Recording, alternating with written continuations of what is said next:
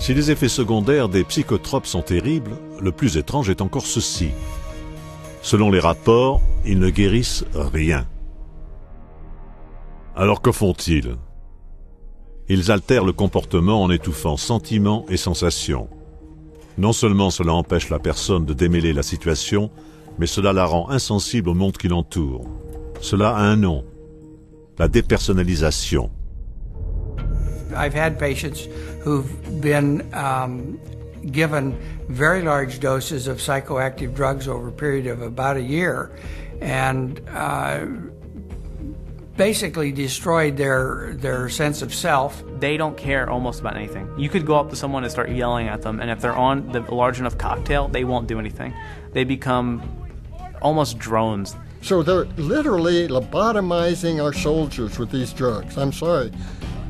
I'm just being very direct and honest with my experience of over 200 injured warriors.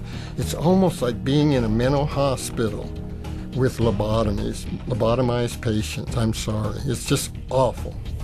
Et la dépersonnalisation devient particulièrement dangereuse quand le médicament crée un autre effet secondaire courant.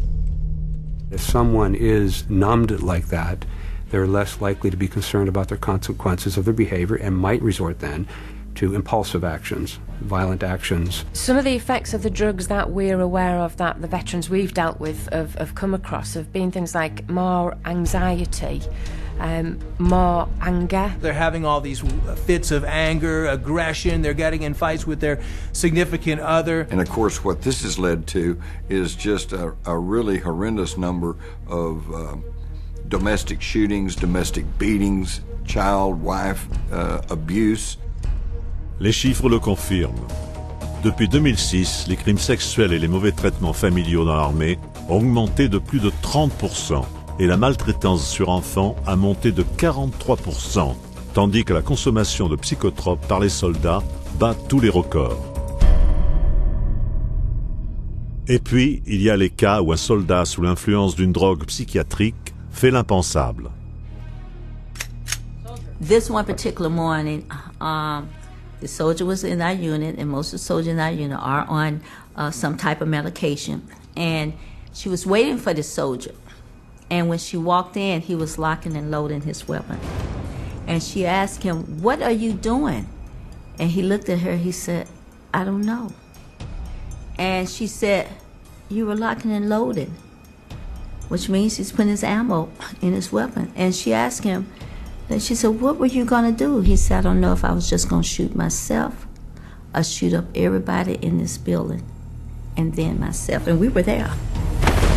Le 11 mai 2009, sergent John Russell ouvre le feu dans une clinique militaire à Bagdad. Il tue 2 officiers et 3 soldats engagés. La veille, son psychiatre lui avait prescrit des antidépresseurs.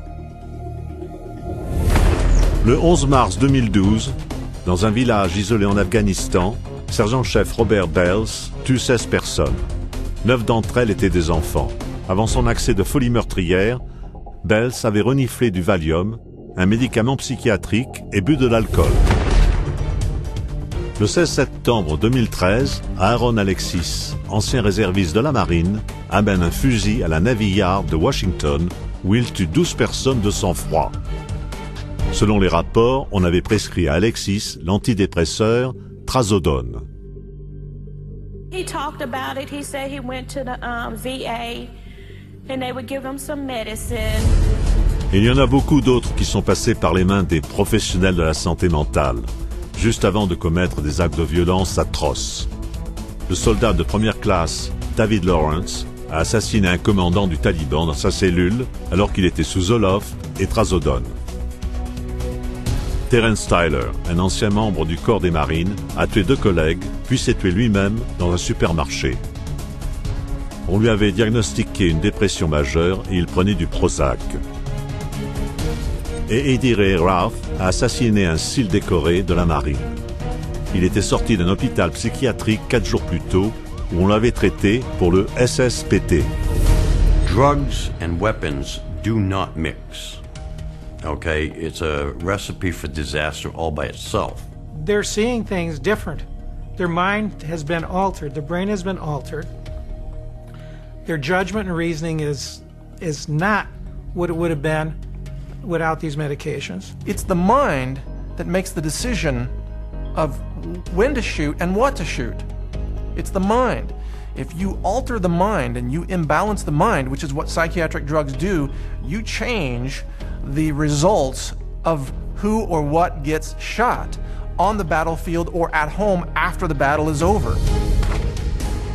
Les psychotropes ne poussent pas seulement les soldats à la violence. Selon les rapports, ils amènent des gens de tous les milieux à se livrer à des tueries dans nos foyers, au travail, dans des écoles. Il y a aussi la question de savoir ce qu'ils risquent de s'infliger à eux-mêmes.